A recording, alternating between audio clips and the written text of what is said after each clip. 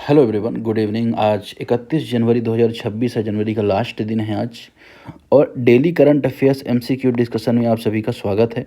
आप सभी को पता ही है कि हम daily the Hindu, Indian express, PIB में जो न्यूज़ आर्टिकल आते हैं उनको हम स्टैटिक से जोड़कर देखते हैं, या मैप से जोड़कर देखते हैं, या पीवाईक्यू से जोड़कर देखते हैं। मतलब 360 डिग्री एनालिसिस करते हैं। लेट्स कि यहाँ पे अभ्यास अग्नि परीक्षा के बारे में आया है, तो ना सिर्फ हम इस अभ्यास के बारे में समझेंगे, बल्कि अन्य जो अभ्यास हैं, अदर जो एक्सरसाइजेज हैं, वो भी हम जानेंगे जो रिसेंट में कंडक्ट हुई थी।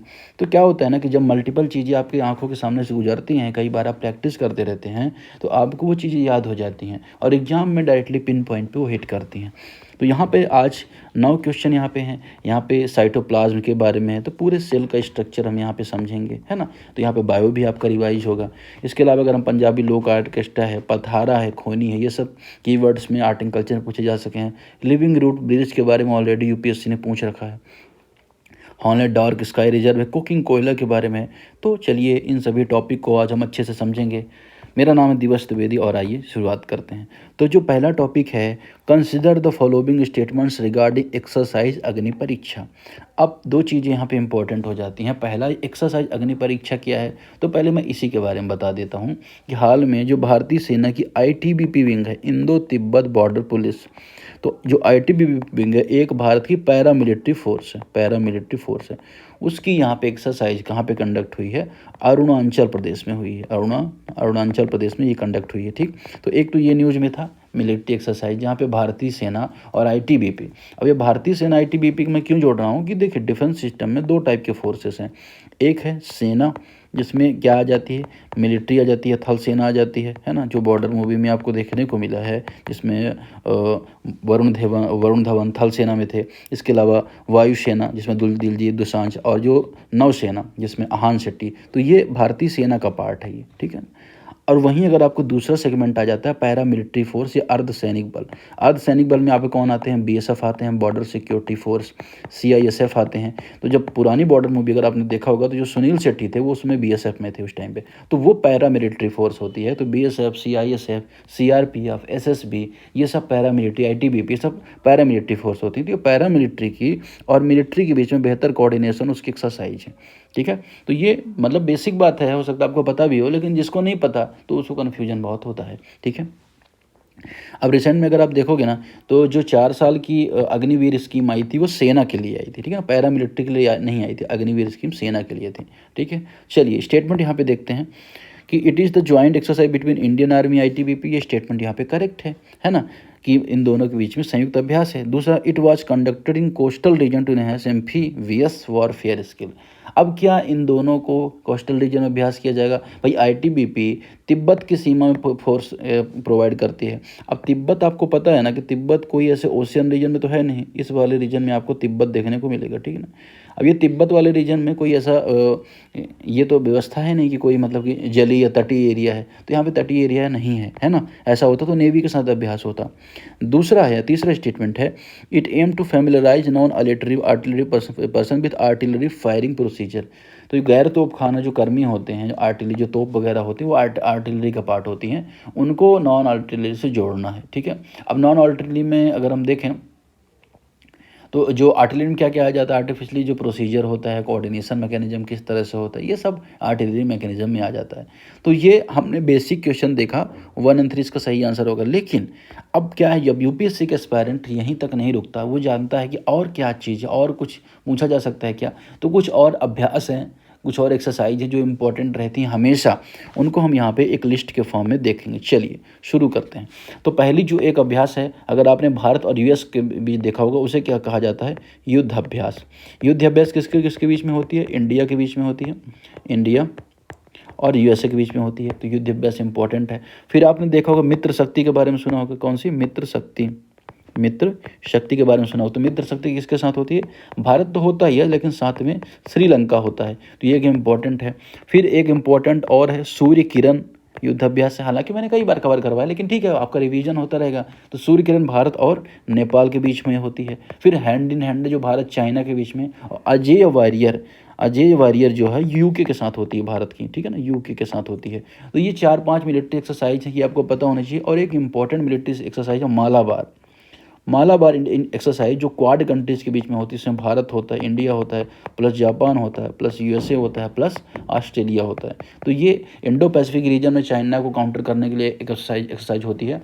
और एक और एक्सरसाइज जो पॉपुलर है, जो वरुण एक्सरसाइज, तो वरुण एक्सरसाइज भारत और फ्रांस के बीच में होती है, और इंदिरा एक्सरसाइज भारत और रूस के बीच में होती है। तो जो भी मेजर एक्सरसाइज है, पाकिस्तान के साथ हमारी कोई एक्सरसाइज कंडक्ट नहीं होती है, हमारी एक्सरसाइज इन देशों के साथ कंडक्ट होती है जो हमने यहाँ पर मेजरली देख लिया। तो देखिए आपने क्या किया ना, इन 2 मिनटों में इस करंट अफेयर को समझा, सारी स्टैटिक चीज़ों को समझा, तो आपका कॉम्प्रिहेंसिव तैयार हुआ। ये होता है करंट अफेयर पढ़ने का तरीका। आप मुझसे देखिए, मेरे वीडियो देखिए, चाहे आप खुद तैयारी करिए, पीडीएफ से पढ़िए, लेकिन तरीका यही होना चाहिए। और पीडीएफ में मैं ये सब नहीं लिख सकता, पीडीएफ में एक्सप्लेनेशन लिमिटेड होता है, तो आप सिर्फ पीडीएफ पर डिपेंड ना रहें, आप इस वीडियो को ज़रूर देखें, क्योंकि वीडियो से ही मेनली आपको फ़ायदा होने वाला है। ठीक है, चलिए, with the reference of Zapotec consider the following statement. Zapotec जो सभ्यता है उसके बारे में आपको यहाँ पे बताना है। यूपीएससी इसमें इतना डिटेल नहीं जाएगा, आपको ये पता होगा इसकी लोकेशन कहाँ है, दूसरा कि ईयर या टाइम जोन इसका क्या है, इंडस वैली सिविलाइजेशन के आसपास है नहीं है ना। अब कोई बहुत स्पेशलिटी होगी या किस वैली रीजन में, लोकेशन में ही आ जाएगी वैली, तो ये आपको पता होना चाहिए, तो आपका काम यहाँ पे हो जाएगा। तो देखिए मैक्सिको वाला रीजन आपने देखा होगा, मैक्सिको और आपने ये साउथ अमेरिका का लोकेशन देख रखी है, साउथ अमेरिका। कनाडा हमने कल ही देखा था, कनाडा और सुपीरियर लेक, सारी लेक से देखी थी यहाँ पे। अब देखिए कनाडा के बाद यहाँ पे यूएस आ जाता है और नीचे आ जाता है मैक्सिको। तो मैक्सिको इस वाले रीजन में आपको जेपोटेक सभ्यता 1400 साल पुरानी, कितने साल पुरानी, 1400 ईयर वर्ष पुरानी कब्र यहाँ पे खोजी गई है। तो अभी ये चर्चा में आ गई, और इसे वैली ऑफ ओखास्का बोला जाता है, ओखास्का वैली में हुआ था। तो कौन सी वैली है, ओखास्का, ओखाका भी अगर हम बोलें, ओआक्सा बोला जाता है, सॉरी ओआक्सा, ओ आक्सा, या स्पेलिंग में लिख देता हूँ OAXACA, ओआक्सा वैली में ये खोजा गया है। बस इतना थोड़ा सा आपको पता होना चाहिए। यहाँ पे जो अब सोसाइटी में क्या होता है कि जो क्लासेस का डिवीज़न होता है, उस क्लासेस के डिवीज़न के अकॉर्डिंग यहाँ पे बिल्डिंग मिली हैं, ये सारी चीज़ें। ठीक है, अब इसकी कैपिटल मिथिला हुआ करते थे, Mithila, MITLA।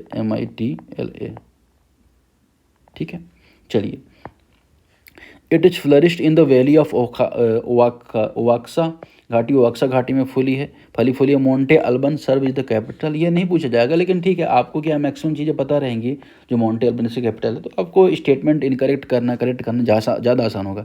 जयपोटेक society lack centralise political structure, Zapotec समाज केंद्रीकृत राजनीतिक संरचना नहीं थी। ठीक है, ये यहाँ पे बोला जा रहा है। तो देखिए ये तीसरा स्टेटमेंट यहाँ पे इनकरेक्ट है, इसकी वेल स्ट्रक्चर यहाँ पे मिला है, तो जो तीसरा ऑप्शन इनकरेक्ट है। यूपीएससी पेयर्स में भी दे सकता है, जैसे पेयर्स में क्या दे दिया, इंडस वैली सिविलाइजेशन का दे दिया, भारत है ना। इसके अलावा अगर हम देखें जो पर्शियन जो कल्चर है वहाँ पे कौन सी सभ्यता थी, फिर आपका इजिप्ट में दे दिया कौन सी सभ्यता थी, फिर आपका ओजाटक दे दिया। तो इस तरह का पेयर्स में पूछ सकता है कि पेयर 1 करेक्ट है, पेयर 2, तो ये चारों सभ्यता आपको यहाँ पे पता होनी चाहिए। ठीक है, तो चलिए ये हमने यहाँ पर देखा। अगले टॉपिक की तरफ बढ़ेंगे, जो बेसिक टॉपिक है हमारे, जो ज्योग्राफी जो हमारा बायो है उसको कवर करता है, उसको हम यहाँ पे समझेंगे। साइटोप्लाज्म को लेकर न्यूज़ में थी, तो पहले न्यूज़ बता देता हूँ। जो वर्टिब्रेट्स होते हैं, देखिए 2 टाइप के लोग जीव होते हैं, वर्टिब्रेट्स मतलब कशेरुकी और अकशेरुकी। तो वर्टिब्रेट्स जो होते हैं मतलब कि कशेरुकी रीढ़ वाले, और इंसेक्ट्स जो कीड़े होते हैं उनके जो इनिशियल जो भ्रूण एम्ब्रियो की जो स्टेज होती है ना, उसमें फर्टिलाइजर एग, साइटोप्लाज्म का रिस्ट्रक्चर होना, साइटोप्लाज्म जो होता है बहुत बड़ी भूमिका निभाता है। अब देखो यूपीएससी यहाँ पे करंट अफेयर में क्वेश्चन बनाने की जगह बल्कि स्टैटिक पे फोकस करना प्रेफर करेगा, कई बार ऐसा पूछा है। साइटोप्लाज्म के बारे में आपको जानना है। साइटोप्लाज्म को जानने के लिए आपके लिए ये जानना जरूरी होता है कि भाई सेल क्या होती है। सेल बेसिक चीज़ है, बहुत बेसिक, कोशिका के बारे में आपने पढ़ा होगा, हो सकता है आपको बनता भी, लेकिन मैं बहुत ही जल्दी बताऊंगा आपको। हमारी बॉडी को बनाने में अगर एक ईंट का योगदान है, एक ईंट करके जिस तरह से घर बनता है, वैसे एक एक कोशिका करके हमारी पूरी शरीर बनती है। तो न सिर्फ शरीर को हमारे स्ट्रक्चर देती है कोशिका, बल्कि फंक्शनल भी है। मतलब क्या, बनाना और निर्माण करना दोनों में काम होता है कोशिका का, और ये सिर्फ एक जीव में नहीं बल्कि पौधों में, सभी जंतुओं में होता है। अब इस सेल के बारे में सबसे पहले पता लगाया था रॉबर्ट हुक ने। रॉबर्ट हुक ने सेल की खोज की थी, ये आपको बेसिक आपने स्कूल में देखा होगा। 1665 की बात है, उन्होंने डेड जो कॉर्क था उसमें उन्होंने कोशिका खोजी, और बाद में जिंदा कॉर्क में ल्यूवेन हॉक ने कोशिका की खोज की थी जीवित जो जीव है उसमें। पहले इन्होंने डेड पे खोजा था, कॉर्क पे। अब बाद में आता है सेल थ्योरी। तो ये नाम इंपॉर्टेंट हो जाते हैं, वनडे एग्जाम में पूछा जाता है कि सेल थ्योरी किसने दी। तो श्लाइडन और श्वान, SCHWANN, श्वान, इन्होंने क्या किया था, कोशिका सेल को सेल थ्योरी का नाम दिया था। सेल थ्योरी में मतलब क्या होता है, देखो सेल खोज करना अलग चीज़ है, सेल थ्योरी में क्या डिफरेंस है। सेल थ्योरी ये कहती है कि जितने भी जीव हैं, चाहे कीट पतंग हैं, पेड़ पौधे, सभी में कोशिका होती है, ठीक है ना। कोशिका जीवन की मूल इकाई है, मतलब यूनिट है, प्राइमरी यूनिट है हमारी, और हमारे शरीर का निर्माण कोशिकाओं से होता है। तो ये सेल थ्योरी है। अब जब सेल थ्योरी के बारे में बात होती है तो सेल के जो टाइप्स होते हैं उनकी बात होती है। जैसे आपने देखा होगा प्रोकैरियोटिक सेल और यूकैरियोटिक सेल। अब यूकैरियोटिक सेल प्रोकैरियोटिक में क्या डिफरेंस है। प्रोकैरियोटिक जो सेल होती है वो बैक्टीरिया की होती है। किसकी होती है, बैक्टीरिया की होती है। वहीं अगर आप देखेंगे जो हमारे पौधे जीव जंतु होते हैं, हम लोग हैं, पेड़ पौधे हैं, उनमें आपको यूकैरियोटिक सेल देखने को मिलेगा। तो ये तो आपने समझ लिया। अब अगर आप देखोगे एक और डिवीजन आपको प्लांट सेल में भी देखने को मिलता है और एनिमल सेल में भी देखने को मिलता है। तो प्लांट सेल, तो अब यहाँ पे आप देखना, यहाँ पे साइटोप्लाज्म आएगा। तो जो प्लांट सेल होता है, जैसे प्लांट सेल हो गया, ये एनिमल सेल हो गया, तो प्लांट सेल में आपको क्या मिलेगा, सेल वॉल मिलेगी, सेल वॉल मिलेगी। मतलब कोशिका भित्ति, एक बाहर की मोटी संरचना, सेल वॉल मिलेगी, लेकिन एनिमल सेल में वो नहीं मिलेगी। फिर क्लोरोप्लास्ट इसमें प्रेजेंट होगा और इसमें प्रेजेंट नहीं हो क्लोरोप्लास्ट। वैक्यूल इसमें बड़ा होगा, मतलब कि जो भोजन को स्टोर करता है इसमें नहीं होता है। अब एक चीज़ यहाँ पे बतानी रह गई, बात आती है किसकी, सेंट्रोप्लाज्मा की। अब पूरा जितने भी सेल के अंदर जो भी चीज़ें होती हैं, है ना, जो तैर रही हो, आप देखे होगे सेल के स्ट्रक्चर आपने देखा हो, सब कुछ तैर रहा है। चाहे अगर आप माइटोकॉन्ड्रिया का देखा हो जिसमें शरीर को ऊर्जा देता है, या एंडोप्लाज्मिक रेटिकुलम के बारे में अगर आपने देखा होगा जो लिपिड और प्रोटीन को सिंथेसाइज करता है, गोल्जी काय को देखा होगा, या लाइसोसोम को देखा होगा, ये सब एक लिक्विड में तैरते होते हैं। इस लिक्विड को बोला जाता है क्या, साइटोप्लाज्म, या कोशिका द्रव इस लिक्विड को बोला जाता है। तो ये बेसिक चीज़ आपको पता होना चाहिए। जो मेटाबॉलिज्म की जो प्रोसेस होती है खासतौर पे सेल की, वो उसका एक स्थान होता है, ठीक है। तो ये सारी बातें आपको यहाँ पे समझनी थी, उसी की यहाँ पे खोज हुई है। अब चलिए साइटोप्लाज्म के बारे में और कुछ फैक्ट्स जान लेते हैं स्टेटमेंट के माध्यम से। Cytoplasm can include all material inside the cell except the nucleus in eukaryotic. Eukaryotic कोशिकाओं में साइटोप्लाज्म नाभिक को छोड़कर कोशिका के भीतर की सभी सामग्री शामिल होती है। तो नाभिक क्यों होता है, नाभिक एकदम सेंटर में होता है, ठीक है ना, इसलिए यहाँ पे बोला जा रहा है। Cytosol is the solid framework of the cell. Cytosol कोशिका की ठोस संरचना यहाँ पे प्रदान करता है, ठीक। चलिए, अब क्या साइटोसोल ठोस संरचना प्रदान करता है, ये भी आपको पता होना चाहिए, ठीक है। अब ये द्रव का भाग है, द्रव के भाग को साइटोसोल बोले, तो ये ठोस कैसे स्ट्रक्चर होगा, ठीक है। तो ये जो बोला जा रहा है कि ठोस है और सॉलिड स्ट्रक्चर, ये इनकरेक्ट है, ठीक है। तीसरा, most metabolism activities cell occurs in the cytoplasm. कोशिका की अधिकतर जो मेटाबॉलिक प्रोसेस होती है वो साइटोप्लाज्म में होती है, करेक्ट है। तो 1-3 यहाँ पे करेक्ट आंसर हो जाएगा, ठीक है। तो इस तरह से हमने इसको टॉपिक को थोड़ा सा अच्छे से समझा, है ना। आई होप कि आपका टॉपिक यहाँ पे अच्छे से क्लियर होगा। अगर आप यहाँ तक पहुँच चुके हैं तो वीडियो को लाइक जरूर कर दें, क्योंकि अगर मैं इतनी मेहनत कर रहा हूँ तो मैं डिजर्व करता हूँ कि आप एक लाइक करें, एक कमेंट करें, जिससे मुझे भी क्या मोटिवेशन मिले कि आप लोग को ये सच में वीडियो बेनिफिट दे रहे हैं, ठीक है। या कोई भी सजेशन हो तो आप मुझे बता सकते हैं। With the reference of Diplocentrum papillosum consider the following statement. Diplocentrum papillosum के संदर्भ में आपको स्टेटमेंट बताना है, ये क्या है। केरल का इडुक्की वाला एरिया है, मध्य प्रदेश, सॉरी भारत का ये रीजन है केरला।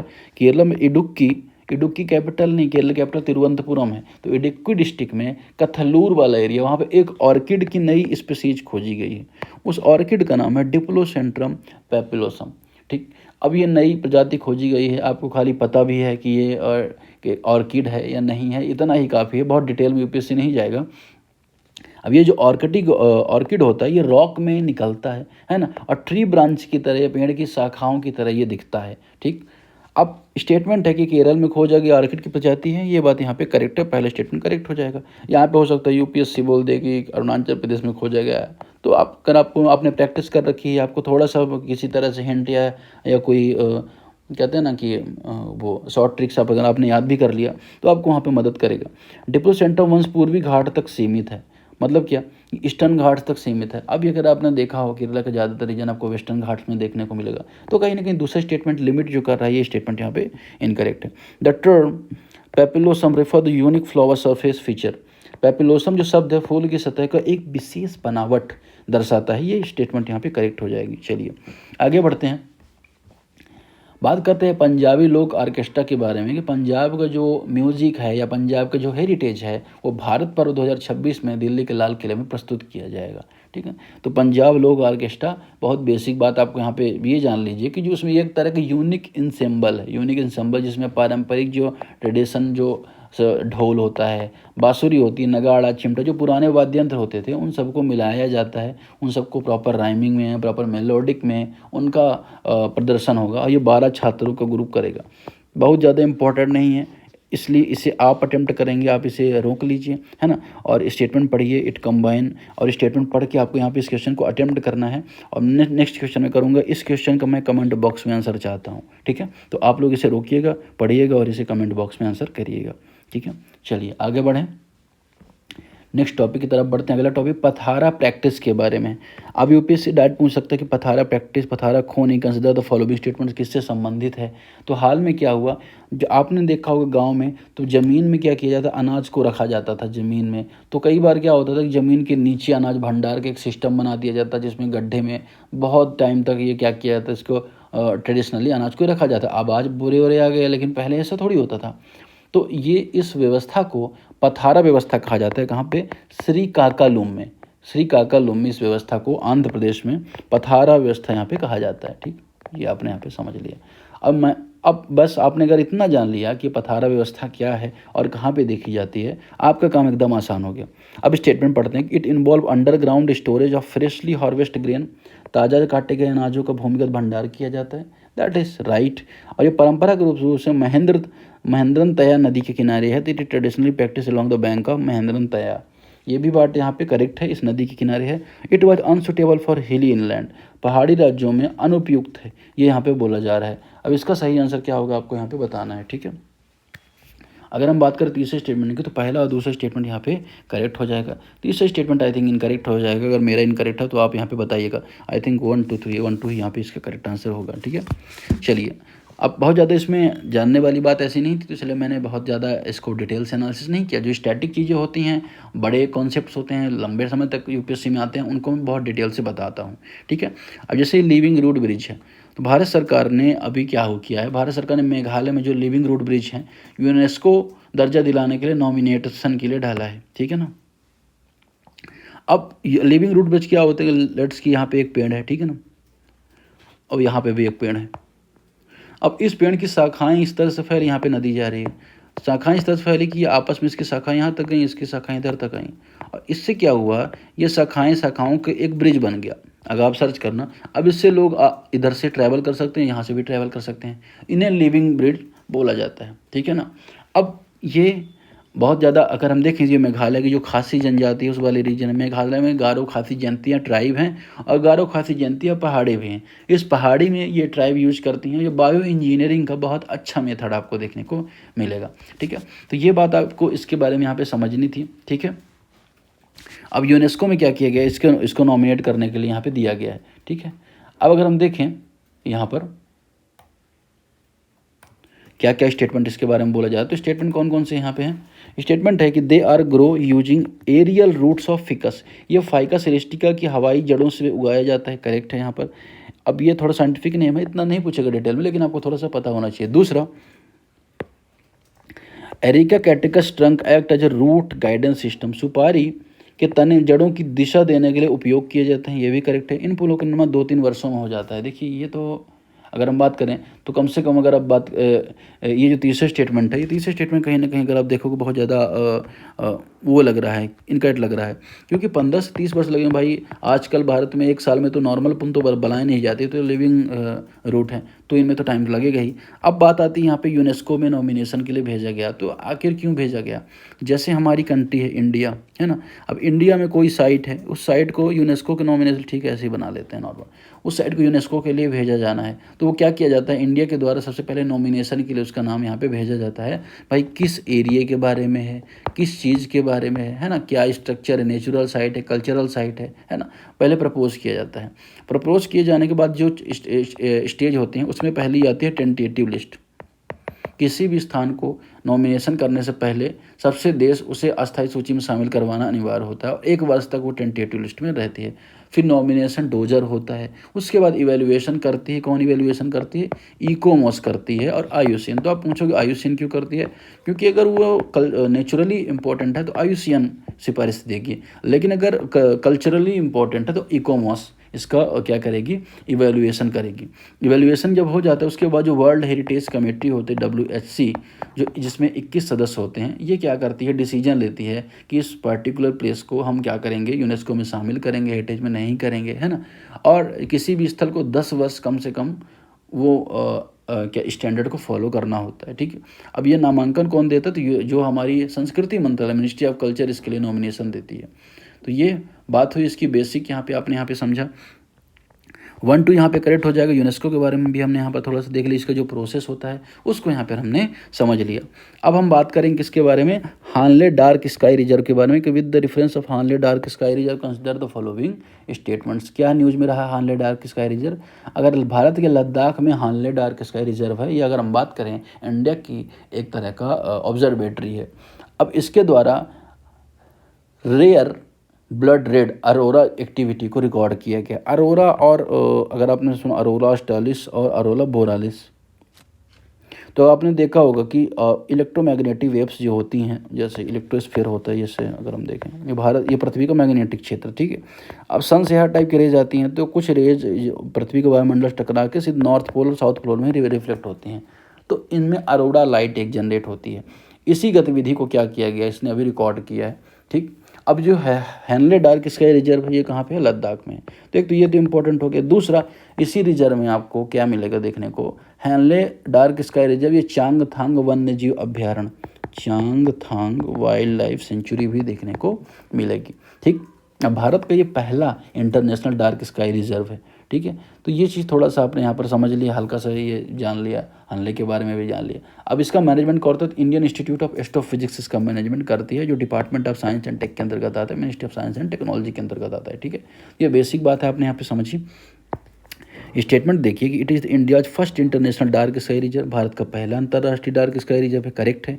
इसका प्रबंधन इसरो द्वारा अंतरिक्ष मंत्रालय द्वारा किया था। नहीं, मैंने आपको डिपार्टमेंट साइंस एंड टेक करता है, मिनिस्ट्री ऑफ साइंस करती है, तो दूसरा ऑप्शन यहाँ पे एलिमिनेट हो जाएगा। It aim to curb light pollution and promote astro tourism, इसका उद्देश्य प्रकाश प्रदूषण को नियंत्रित करना और खगोल पर्यटन को बढ़ावा देना है, ठीक है। ये 3 भी यहाँ पे थोड़ा थोड़ा करेक्ट ही लग रहा है, तो 1 3 यहाँ पे करेक्ट आंसर हो जाएगा। लास्ट क्वेश्चन की तरफ बढ़ेंगे। इकोनॉमिक टाइम्स में वो आर्टिकल था, कोकिंग कोयला, भारत सरकार ने कोकिंग कोयला को लेके जो एक्ट है, जिस पे यूपीएससी ने ऑलरेडी पूछ रखा है, MMDR एक्ट। MMDR एक्ट कब आया था? Mineral and mining development regulation act आया था 1957 में। ये एक्ट जो आया था, ये क्यों आया था अगर हम बात करें तो इस एक्ट का आया था जो कोयले का प्रोडक्शन है उसको लेके नियम बनाना, उसको लेके रेगुलेशन बनाना। भारत सरकार ने कहा कि जो कोकिंग कोयला है, MMDR एक्ट के अंतर्गत क्रिटिकल स्ट्रेटेजिक मिनरल के रूप में इसको क्या किया है? नोटिफाई किया। किस तरह का मैंने? क्रिटिकल कोकिंग कोयला को और स्ट्रेटेजिक मिनरल। अब कोकिंग कोयला कैसे बनता है? तो देखिए, आपको पता है इग्नियस रॉक होती हैं जिसमें आपने ग्रेनाइट वगैरह निकलता है, फिर सेडिमेंट्री रॉक्स होती हैं, सेडिमेंट्री अवसादी चट्टानें होती हैं। अवसादी चट्टान के बारे में आपने देखा होगा कि इसमें क्या क्या निकलते हैं, जो खनिज तेल है या कोयला वगैरह आपको इस रॉक में देखने को मिलेगा, ठीक। अब अगर हम बात करें कि कोयले की खासियत क्या होती है? गर्म होता है और नरम होकर सॉफ्ट होकर फूल जाता है, ठीक। थर्मल कोल की तुलना में ये कोयला अधिक कार्बन निकालता है, कम ऐश निकालता है और मॉइस्चर भी इसमें बहुत कम होती है, मतलब एक परिपक्व कोयला होता है, ठीक है। तो कुकिंग कोयले के अलग अलग कैटेगरी होते हैं, जैसे प्राइमरी कैटेगरी कोयला, फिर मीडियम कैटेगरी कोयला, फिर ब्लेड सम हो गया। तो ये बात हो गई। और जिसमें चाइना ये सब प्रोडक्शन वाली कंट्रीज हैं। भारत लगभग देखो 38 बिलियन टन कुकिंग कोयला निकालता है और इसमें सबसे ज़्यादा निकालता है झारखंड फर्स्ट रैंक पर है। उसके बाद आता है मध्य प्रदेश सेकंड रैंक पर, वेस्ट बंगाल आता है थर्ड रैंक पर और छत्तीसगढ़ आता है फोर्थ रैंक पर। ये कुकिंग कोयला निकालने वाले मेनली रीजन्स हैं। तो यहाँ पर स्टेटमेंट क्या क्या है कि it is also known as metallurgic coal, धातुकर्मी कोयला, कोल भी जाना कहा जाता है इसे। It is mainly use for electric generation, इसका मुख्य उपयोग विद्युत उत्पादन में होता है। तीसरा, coke is produce by the high temperature carbonise, आप कुकिंग कोयले का उच्च ताप कार्बनीकरण के कारण कोक बनता है, ठीक है। इन तीनों में से 1 3 यहाँ पे करेक्ट आंसर हो जाएगा, सही आंसर हो जाएगा 1 एंड 3। तो आज की डिस्कशन फिलहाल इतना ही। आपको टेलीग्राम चैनल हमारा ज्वाइन करना है, उसमें बहुत सारी इन्फोग्राफिक्स मैं डालता रहता हूँ, बहुत सारी वैकेंसीज जो आती है वो भी डालता रहता हूँ, और ये PDF भी आपको वहाँ पे मिलता है। तो जाएँ और टेलीग्राम में सर्च करें India as a face by Divas Dwivedi, या हमारे डिस्क्रिप्शन में लिंक दी है, वहाँ से भी ज्वाइन कर सकते हैं। Thank you.